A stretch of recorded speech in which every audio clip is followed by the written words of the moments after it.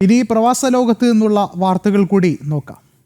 ഈ മാസം 25-ന് പുതിയ അധ്യയന വർഷം ആരംഭിക്കാനിരിക്കെ കൊച്ചുകുട്ടികൾക്കായി അബുദാബി വിദ്യാഭ്യാസ വിജ്ഞാന വകുപ്പ് പ്രത്യേക മാർഗനിർദ്ദേശങ്ങൾ പുറത്തിറക്കി.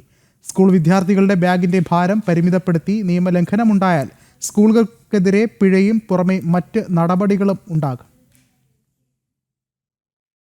സ്കൂൾ ബാഗിന്റെ ഭാരം കുട്ടികളുടെ ശരീരഭാരത്തിന്റെ 5 മുതൽ 10 വരെ ശതമാനത്തിൽ കൂടുന്നില്ലെന്ന് സ്കൂളുകൾ ഉറപ്പുവരുത്തണമെന്ന് അബുദാബി വിദ്യാഭ്യാസ വിജ്ഞാന വകുപ്പ് കർശന നിർദ്ദേശം നൽകി.